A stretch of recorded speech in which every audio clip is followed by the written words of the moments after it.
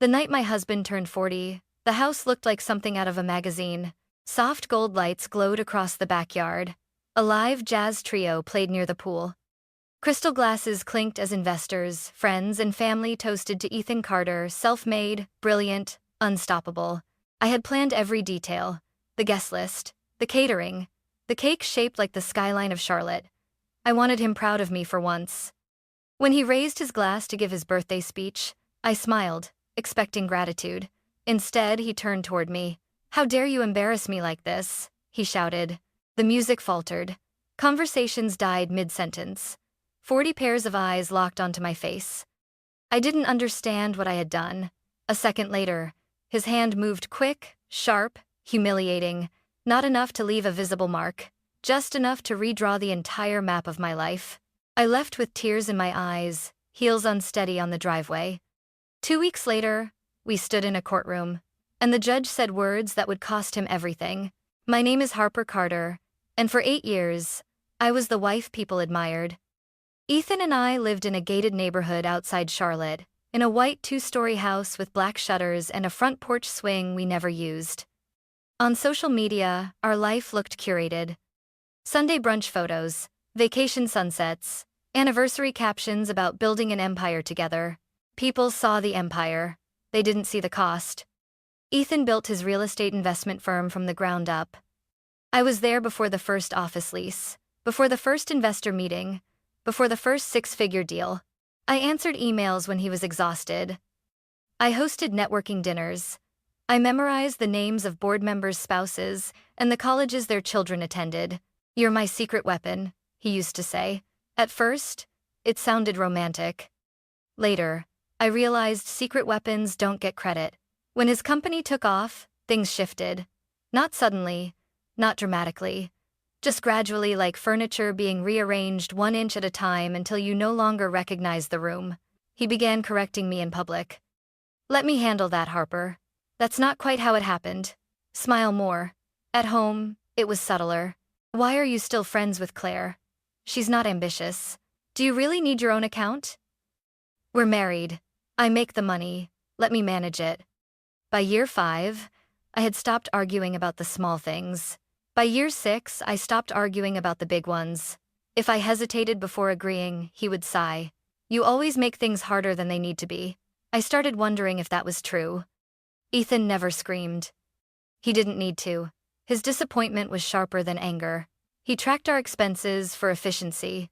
He reviewed my calendar for security. He suggested what I should wear for branding.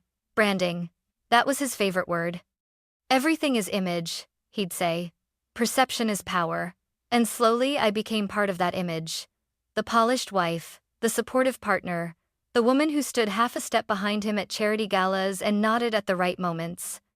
If something upset me, he would tilt his head and say, almost kindly, "You're being emotional." I learned to swallow my reactions. I learned to rehearse my sentences before speaking. I learned that love, in our house, felt conditional. But I also learned something else. Control doesn't feel like control at first. It feels like protection, like guidance, like someone knowing better.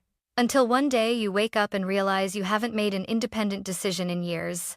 The night of his birthday party, when I stood beside him in that gold dress he had chosen, smiling at guests he had approved, I thought I understood the rules of our marriage. Keep the image clean. Don't outshine him. Don't contradict him. What I didn't know was that the rules would change without warning. And when they did, the illusion of perfection would shatter in front of everyone. For the first hour of the party, everything went exactly as planned. The jazz trio played near the pool. Investors gathered in small circles, laughing a little too loudly. The catering staff moved like choreography, champagne refilled before anyone had to ask. I stayed close to Ethan's side, smiling when he smiled, nodding when he spoke. I had done this dozens of times before. I knew the rhythm. When it was time for the birthday toast, someone tapped a glass. Ethan stepped forward, confident as ever. 40 years, he said, raising his drink. And the best is still ahead. Applause. Cheers. Cameras lifted. He gestured toward me. And of course, none of this would be possible without my incredible wife. People turned to look at me. I felt that familiar pressure to perform gratitude. So when it was my turn to speak, I kept it simple. I'm proud of you, I said. And I'm proud of the team that helped you build this. Ryan, especially this last deal wouldn't have happened without you. Ryan Mitchell smiled awkwardly. His wife squeezed his arm. The moment lasted 3 seconds. But I felt the temperature change. Ethan's jaw tightened almost invisibly. The applause faded. The music resumed. He smiled for the crowd, but his eyes were cold. 10 minutes later, he pulled me into the kitchen. His grip on my elbow wasn't violent. It was firm, controlled. What was that? He asked. What do you mean? You thanked Ryan. Yes. He helped close the deal. You made it sound like I couldn't do it alone. My stomach dropped. That's not what I meant. It doesn't matter what you meant, he said quietly. It matters how it looked. I stared at him, confused. It looked collaborative, I whispered. It looked weak, he snapped. Then, before I could process what was happening, his hand struck my cheek. Once. Quick. Not brutal. Not chaotic. Just deliberate. The kitchen door swung slightly from the force of it. I heard the music stop outside. Someone must have seen. Ethan stepped back immediately, smoothing his jacket like nothing had happened. Don't make scenes, he murmured. I felt heat rise to my face, not from pain but from humiliation. He walked out first. I followed a few seconds later, the world tilting slightly under my heels. The patio was silent, 40 guests pretending not to stare. Ethan raised his glass again and forced a laugh. Marriage, right? He said lightly. A few uncomfortable chuckles. No one met my eyes. I looked around at the people who had toasted our perfect partnership 10 minutes earlier. No one stepped forward. No one asked if I was okay. Image is powerful. An image protects the person who controls it. I picked up my purse. I'm tired, I said, though no one had asked. Ethan didn't try to stop me. He just leaned toward me and whispered, You'll regret walking out. The driveway felt longer than usual. The sound of the party resumed behind me, music, laughter, the illusion continuing without interruption. I sat in my car and stared at the steering wheel. My cheek throbbed faintly, but what hurt more was the realization that I hadn't been surprised. Some part of me had always known this could happen, not the exact moment, but the possibility. Control, when challenged, escalates. And that night, in front of everyone, Ethan had chosen control over dignity. As I drove away, my phone buzzed. One message. You embarrassed me. Not, I'm sorry. Not, are you okay? Just accusation. I wiped my tears and kept driving, because something inside me had shifted, and I knew I wasn't going back, not the same way. I didn't go home. For a moment, I considered it. The habit of returning, of smoothing things over, was deeply wired into me. For 8 years, conflict ended the same way. I apologized, even when I didn't understand what I had done wrong. But that night, something felt different. Instead of turning toward our neighborhood, I drove across town to my sister Olivia's apartment. She opened the door in sweatpants and no makeup. The moment she saw my face, she didn't gasp. She didn't overreact. She just stepped aside and said, Come in. That steadiness broke me more than anything. I sat on her couch and stared at my hands. He crossed a line, she said quietly. I nodded. He's crossed small ones before, she added. You just kept moving the line. I didn't argue. I couldn't. The next morning, I woke up to 15 missed calls and 23 texts. You left my party. Do you understand what that looks like? Investors were there. You owe me an explanation. Come home. Now. Not once did he ask if I was okay. Olivia handed me coffee and said, You need a lawyer. The word felt dramatic. Heavy. Final. But so had the sound of his voice in that kitchen. By noon, I was sitting in the office of Laura Bennett, a family law attorney recommended by a friend of Olivia's. Laura was in her early 40s, composed, sharp-eyed, the kind of woman who listened without interrupting. I expected to feel ashamed telling the story. Instead, I felt organized. She asked precise questions. Has he ever restricted your access to money? Yes. Does he monitor your communications? Yes. Has he isolated you from friends or family? Yes. Has he ever made threats about financial consequences if you disobeyed him? I hesitated. Yes. Laura leaned back slightly. Harper, what you're describing fits a pattern of coercive control. It's not just about one public incident. It's about power. Power. The word landed differently than abuse. Less emotional, more structural. Do you have documentation? She asked. I don't have access to most accounts, I admitted. He manages everything. That's common, she said calmly. We can subpoena records. The room felt steadier than my house ever had. What happens now? I asked. She folded her hands. First, we file for temporary protective measures. That includes freezing certain financial movements. Second, we document every communication from him. Third, we prepare. Prepare for what? For the possibility that he escalates when he realizes he's losing control. As if summoned by the sentence, my phone buzzed again. If you don't come home tonight, we're done. You'll regret this. You have no idea what I'm capable of. I showed Laura the screen. She nodded once. Save that. I don't want revenge, I whispered. Good, she replied. Revenge is messy. Accountability is clean. The distinction mattered. I wasn't trying to destroy him. I was trying to stop shrinking. Before I left her office, Laura asked one more question. Harper, do you want to go back? I opened my mouth automatically to say maybe, to say I needed time, to say it wasn't that simple. But the image of the kitchen flashed in my mind. The silence, the laughter that followed, the message accusing me. No, I said finally. And for the first time, the word didn't feel like defiance. It felt like clarity. That afternoon, Laura filed emergency motions with the court. Ethan still believed I would cool off and return. He left a voicemail that evening, his voice smooth again. Let's not overreact. You know I love you. You just pushed too far. I listened to it twice. Not because I doubted myself, but because I wanted to hear what manipulation sounded like when I wasn't inside it. He wasn't apologizing. He was repositioning. By the end of the day, Laura called me with an update. We've filed. A temporary hearing is scheduled in 2 weeks. 2 weeks. The same amount of time it had taken for everything to fall apart. And maybe the same amount of time it would take to start building something new. 2 weeks sounds short. It isn't. When you're waiting for a court date, time stretches like thin glass, clear, fragile, and ready to crack at any moment. Ethan must have assumed I would fold. The first few days, his messages shifted tone. Let's talk like adults. You're letting your sister poison you. This is embarrassing for both of us. Then came the apologies. I was stressed. You know how much pressure I'm under. It was a reflex. I didn't mean it. Finally, when that didn't work, came the fear. If you push this, it will get ugly. You don't understand what's at stake.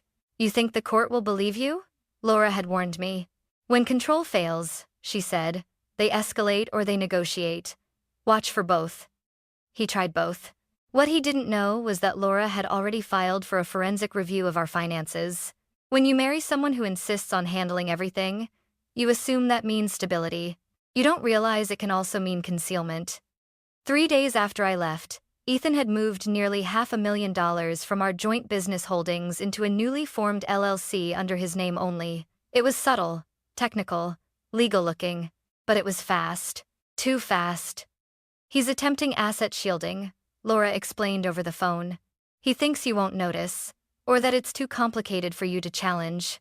The old version of me would have believed that. The Harper from a month ago would have thought, maybe I don't understand business well enough. But this time, I didn't doubt myself. I doubted him. We subpoenaed the records.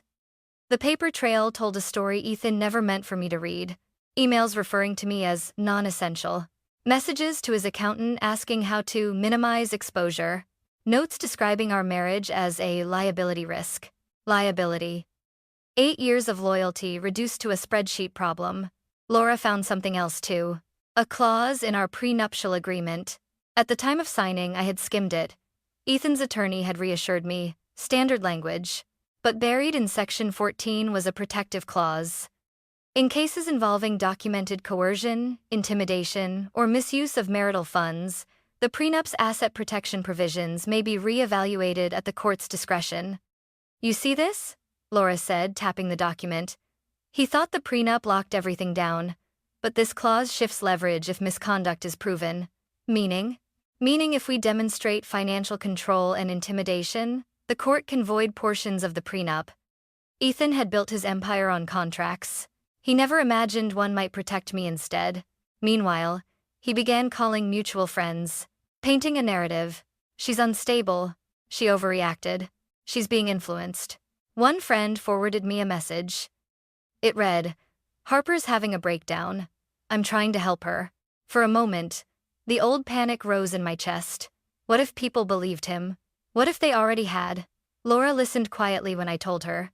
"Public opinion doesn't decide cases," she said. "Documentation does."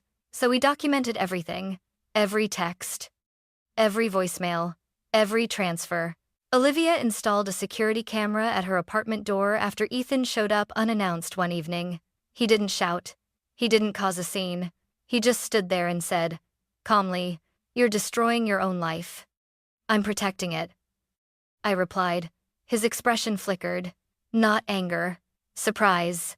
For the first time, he was not dictating the conversation.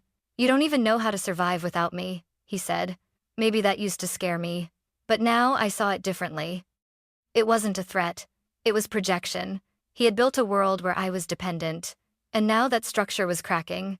The night before the hearing, Laura called. "Tomorrow isn't about proving he's a monster," she said. "It's about proving a pattern. What if he convinces the judge it was just a misunderstanding?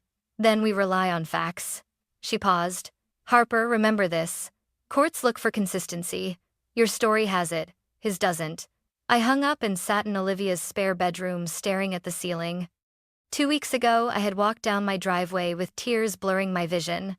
Tomorrow, I would walk into a courtroom with evidence in my hands. Ethan believed power meant never being questioned. He was about to learn what happens when someone finally does. The morning of the hearing, the sky over Charlotte was painfully clear. I remember noticing that. It felt unfair that the world looked so calm when my hands wouldn't stop shaking. Laura met me outside Mecklenburg County Family Court. She carried a leather briefcase and wore a charcoal suit that made her look like certainty itself. "You ready?" she asked. "No." "Yes," I answered. Inside, the courtroom felt smaller than I expected. Wood-paneled walls. A faint echo every time someone shifted in their seat. Ethan was already there. He looked composed. Navy suit, perfect tie, confident posture. If you didn't know him, you would have thought he was there to negotiate a property deal, not defend his character. When he saw me, he gave a small smile, the same one he used at investor dinners. Measured, controlled. "You don't have to do this," he said quietly as we took our seats. "We can settle privately." Laura stepped slightly in front of me. "We're comfortable proceeding," she replied. The judge entered. Honorable Judge Karen Whitfield presiding. Everyone stood. And just like that, the performance began. Ethan's attorney opened first. "Your Honor, this is a marital disagreement exaggerated by emotion. Mr. Carter is a respected business owner with no history of violence or misconduct." Violence. The word hung in the air. Laura didn't flinch. When it was her turn, she stood slowly. "This is not about one isolated incident. This is about a documented pattern of coercive control and financial manipulation." She handed the clerk a binder. Exhibit A. Text messages threatening financial consequences. Exhibit B. Screenshots restricting my access to accounts. Exhibit C. Financial transfers initiated days after separation. Exhibit D. Witness statements from party attendees confirming the incident. The room grew quieter with each page turned. Ethan shifted in his chair. His attorney objected. "Speculation." Laura remained calm. "These are not speculations. These are records." Judge Whitfield leaned forward. "Mr. Carter," she said evenly, "did you transfer substantial assets to a newly formed entity 3 days after your wife left the residence?" Ethan straightened.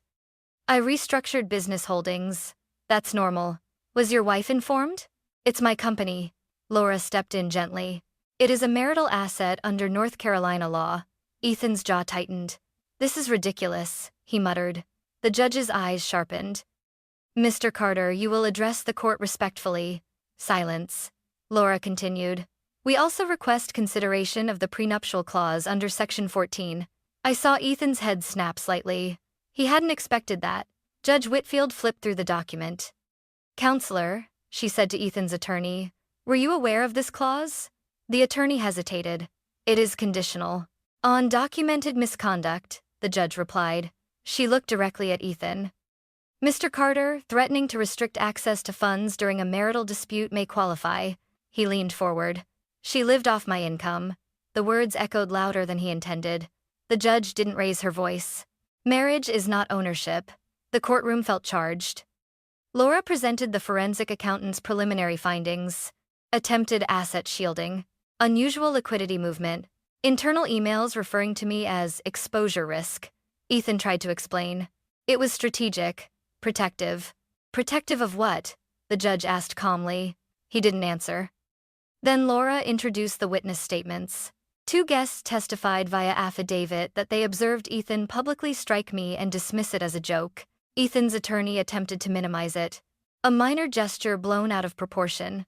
Judge Whitfield's expression hardened. In front of 40 individuals? The word 40 seemed to settle over the room like weight. This wasn't private. This wasn't quiet. This was public humiliation. Laura's final argument was simple. This court is not here to punish Mr. Carter's personality. It is here to protect Mrs. Carter's legal rights and safety. The judge took a long pause, long enough for my pulse to pound in my ears. Then she spoke. Mr. Carter, the court finds sufficient evidence of coercive behavior and financial maneuvering intended to disadvantage your spouse. Ethan's confidence flickered. For the duration of these proceedings, all major assets are frozen. He inhaled sharply. 50% of the business valuation will be subject to equitable distribution review. His attorney whispered urgently to him. The judge continued. A temporary protective order is granted, and the prenuptial agreement's enforcement is hereby suspended pending further review. The words came one by one, measured, unavoidable. Then she looked directly at Ethan. You are losing control of the assets in question until this matter is resolved. He swallowed. And for the first time since I met him 8 years ago, I saw uncertainty in his eyes.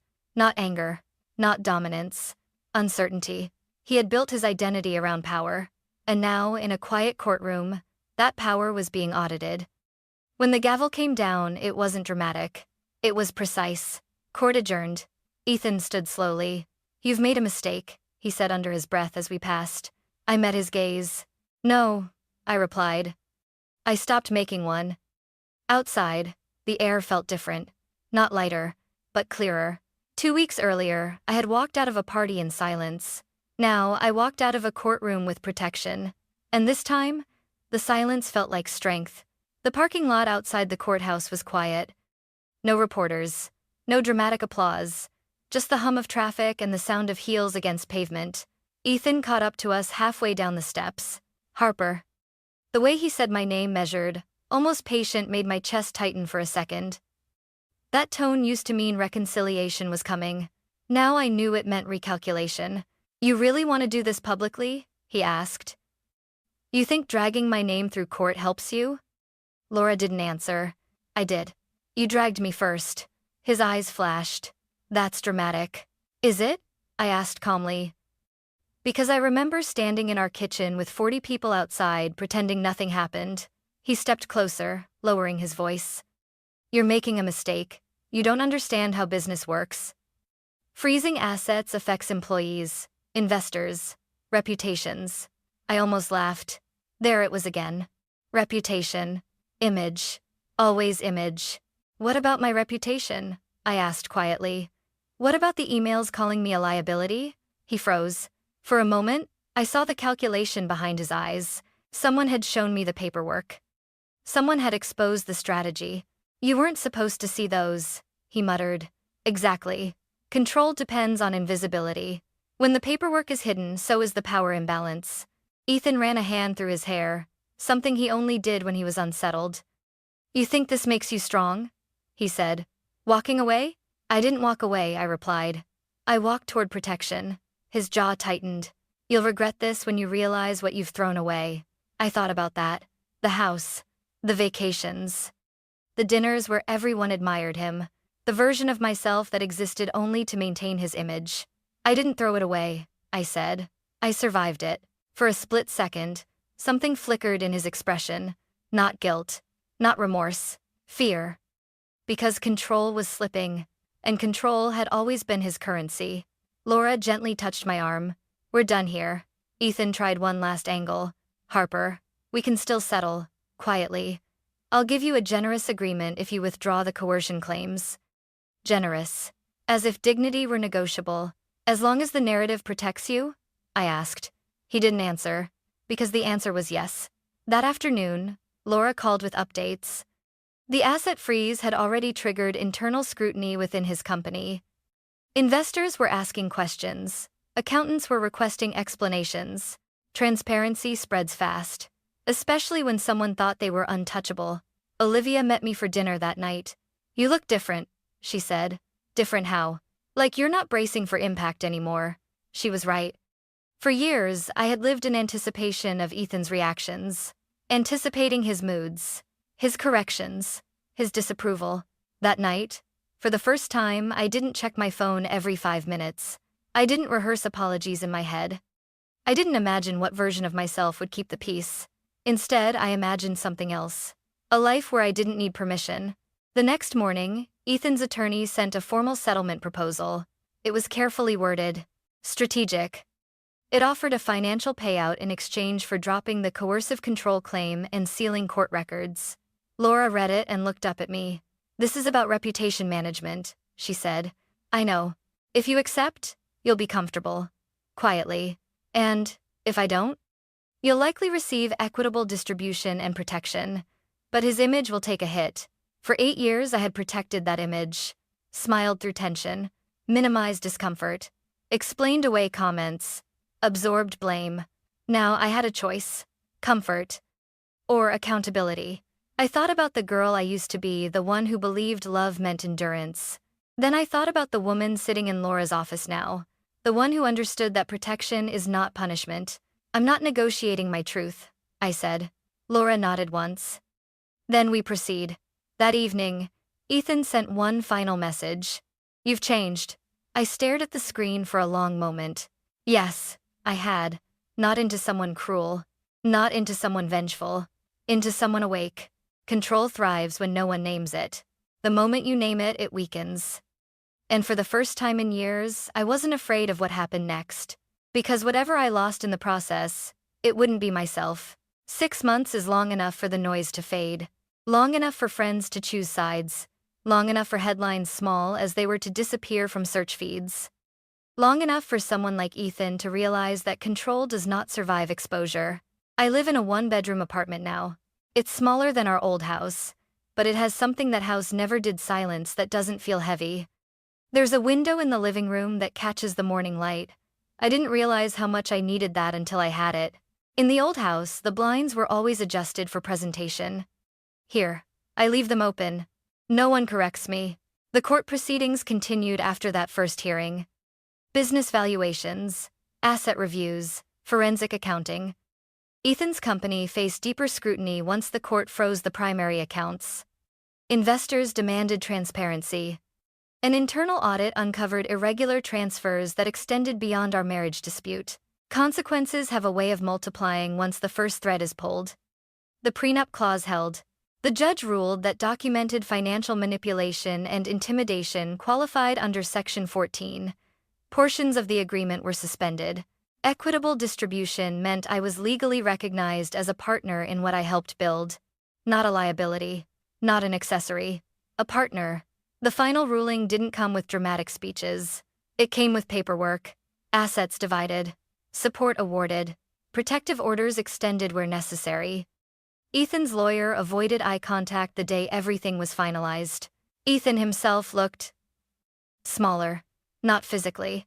Structurally.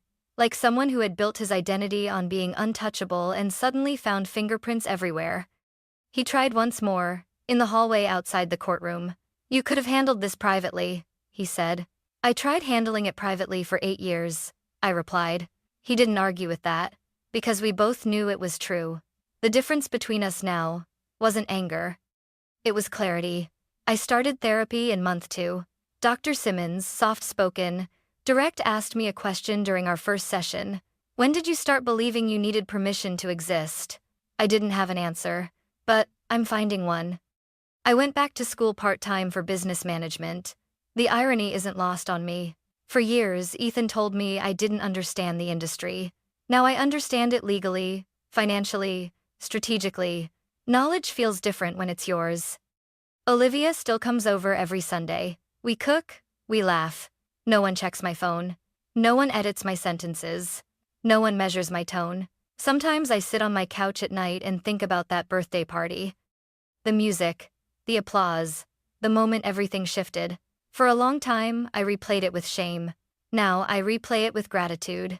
Because humiliation was the crack in the illusion. And through that crack, I saw the truth. Ethan once told me, perception is power. He was wrong. Truth is power. And truth doesn't need to shout. It stands, quietly, unmoved. 6 months ago, I walked out of a driveway with tears in my eyes. Today, I walk into rooms without asking where to stand. That's not revenge. That's recovery. There's something no one tells you about leaving. They tell you it's brave. They tell you it's strong. They tell you it's empowering. What they don't tell you is that it's quiet. It's waking up at 3 a.m. and wondering if you overreacted. It's hearing his voice in your head long after you've blocked his number. It's standing in the grocery store realizing no one is going to criticize what's in your cart anymore and feeling strange about that freedom. Healing isn't dramatic. It's repetitive. It's choosing not to answer when someone tries to pull you back into a narrative that shrinks you.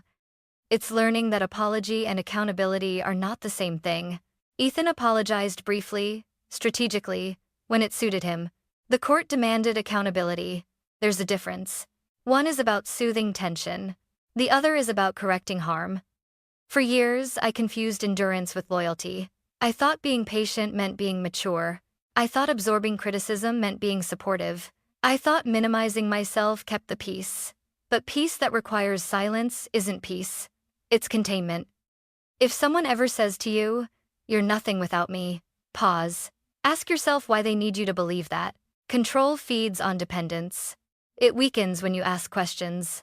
It collapses when you document truth. The law is not perfect. Courts are not emotional.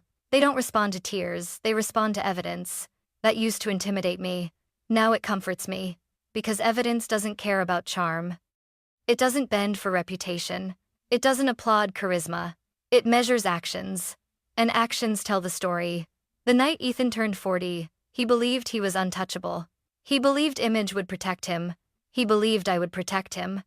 2 weeks later, a judge reminded him and me that dignity is not negotiable. I didn't win because he lost assets. I didn't rebuild because he lost control. I rebuilt because I stopped participating in my own erasure. My name is Harper Carter, not someone's liability, not someone's accessory, not someone's branding strategy, just Harper. And if you're listening to this while questioning your own reality, your own instincts, your own worth, hear me clearly. You are not dramatic for wanting respect. You are not unstable for demanding transparency. You are not selfish for protecting yourself. Leaving doesn't mean you failed. Sometimes leaving means you finally passed the test you didn't know you were taking. The night he tried to make me feel small in front of 40 people, I walked away with tears in my eyes. Today, I walk forward without looking back. And that more than any courtroom ruling is everything.